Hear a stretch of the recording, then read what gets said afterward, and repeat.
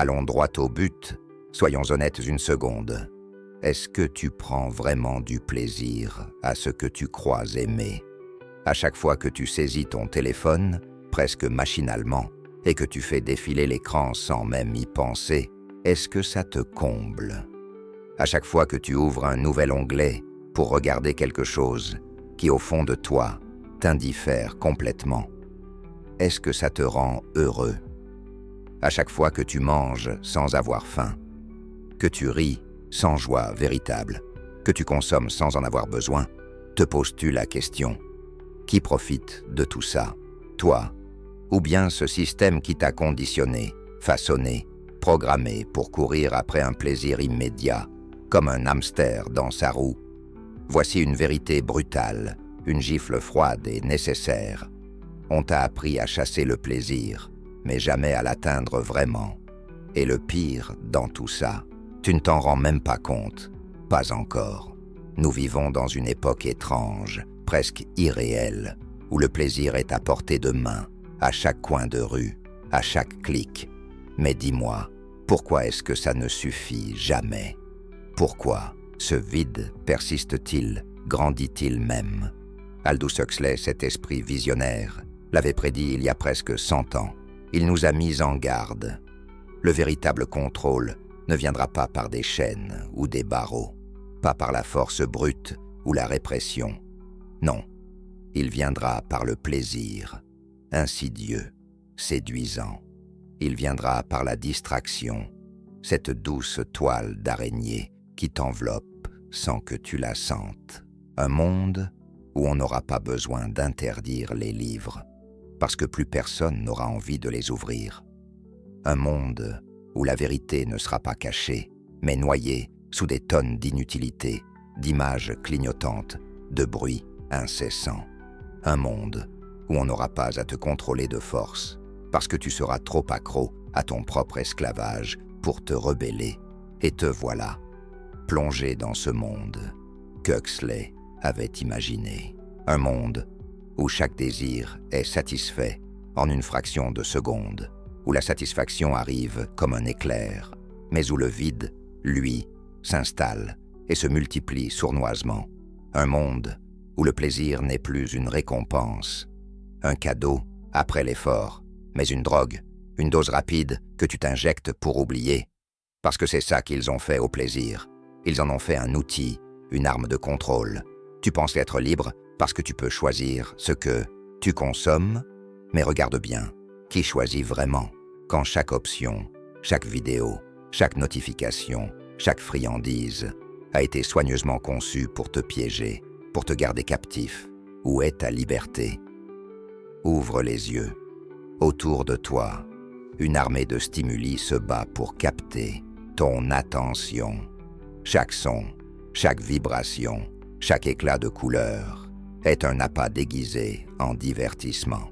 Le plaisir immédiat, cette illusion sucrée, est devenue la nouvelle dictature. Ils ne te punissent pas, ils t'amusent.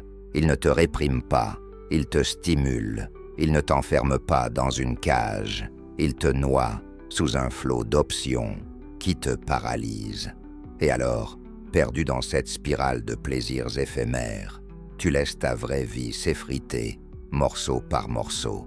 C'est une addiction, ni plus ni moins. Comme toute drogue, ce que tu cherches, ce n'est pas le plaisir lui-même, mais la prochaine dose, le prochain frisson.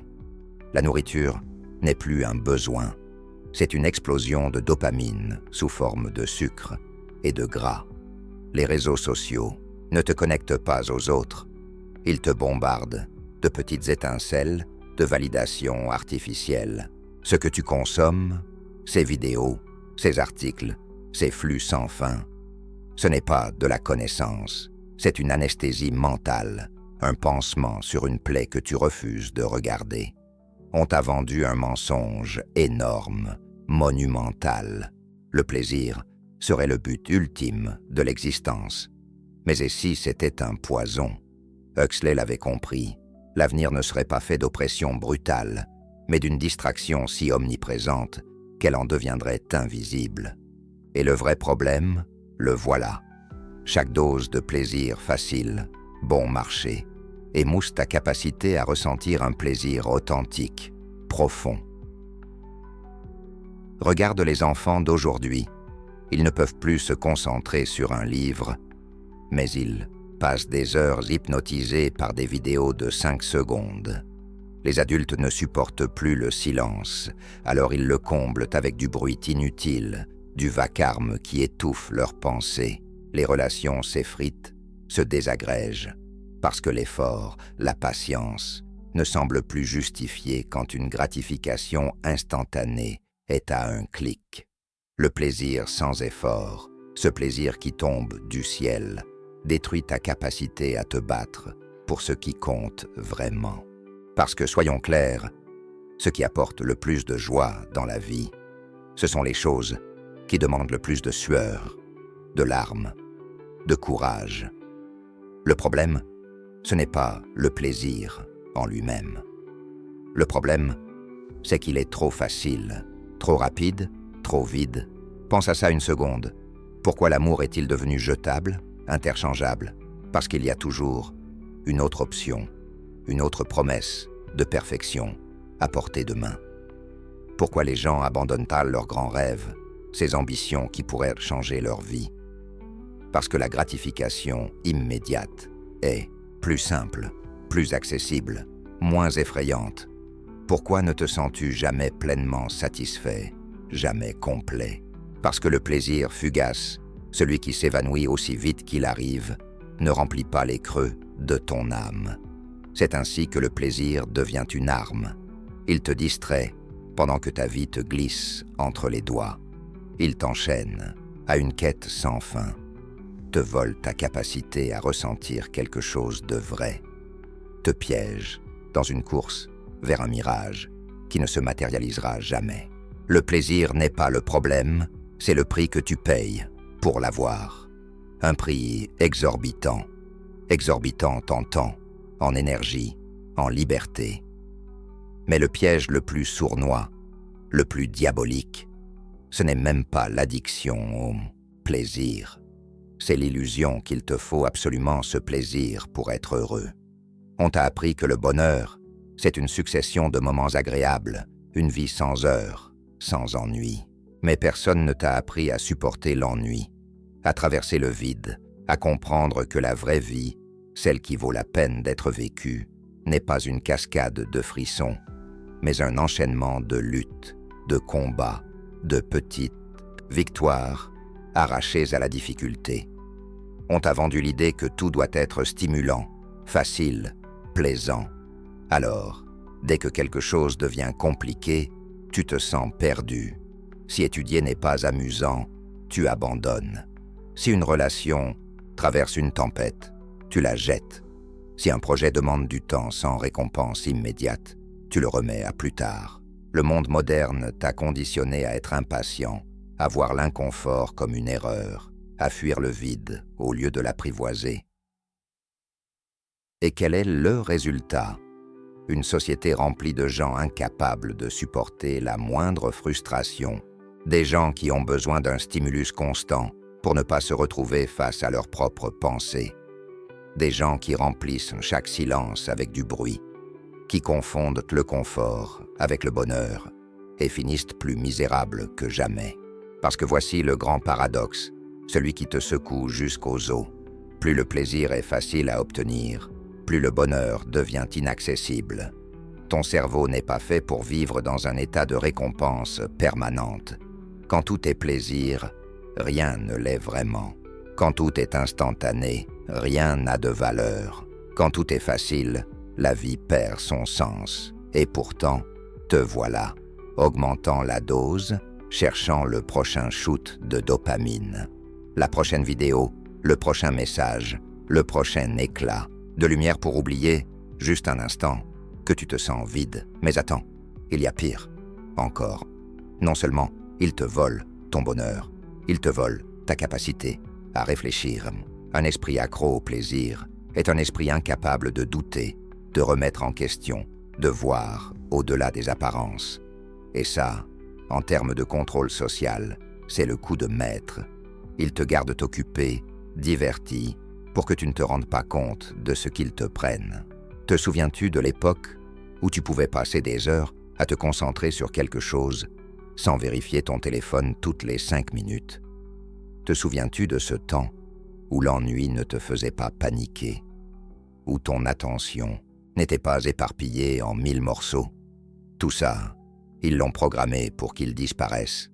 Chaque application, chaque réseau social, chaque plateforme de divertissement a été conçue pour pirater ton cerveau, pour te rendre incapable de te poser, pour te transformer en consommateur passif plutôt qu'en créateur conscient.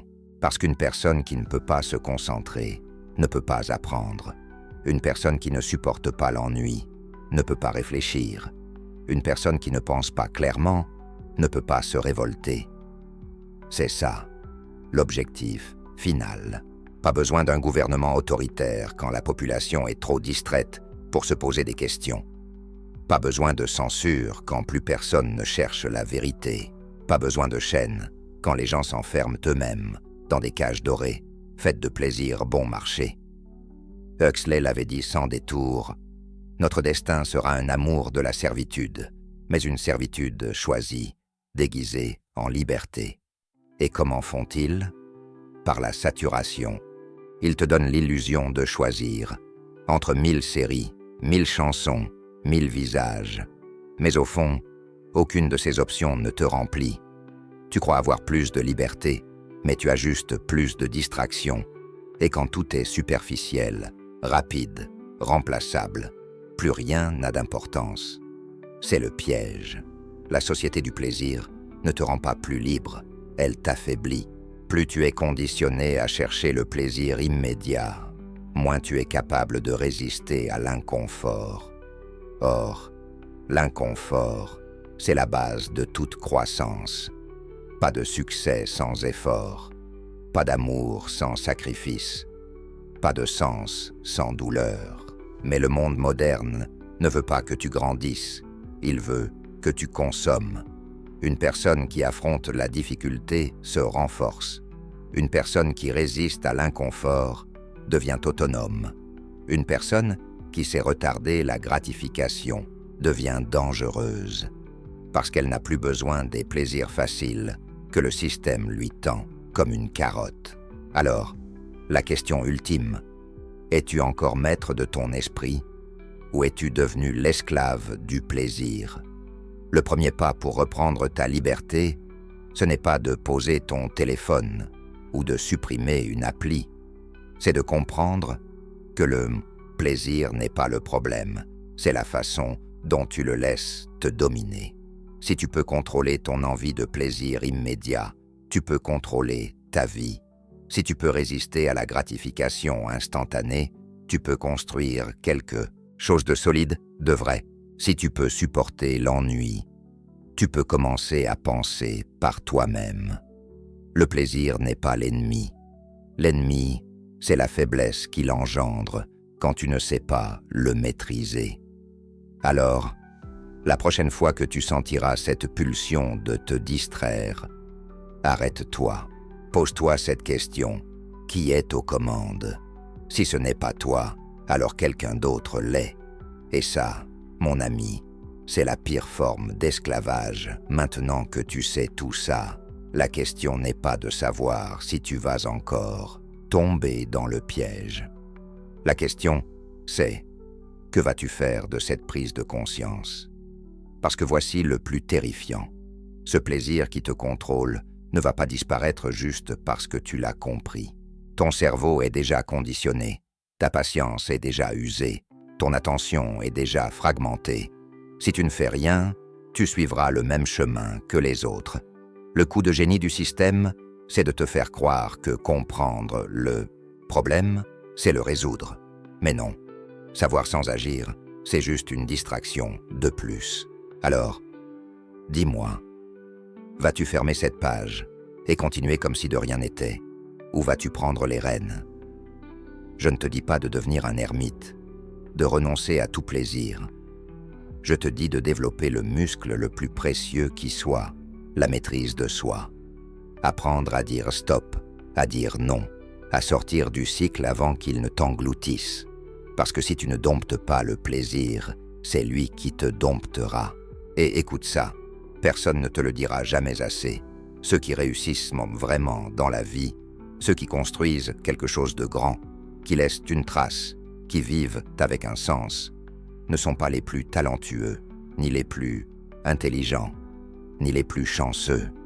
Ce sont ceux qui ont appris à repousser le plaisir immédiat, à résister à la tentation du facile, à affronter l'inconfort du difficile. Ils ne naissent pas comme ça. Ils se façonnent jour après jour en prenant des décisions que les autres évitent, en disant non là où les autres cèdent, en maîtrisant l'art de faire ce qui doit être fait, pas ce qui leur fait plaisir, sur le moment. Alors voici un défi.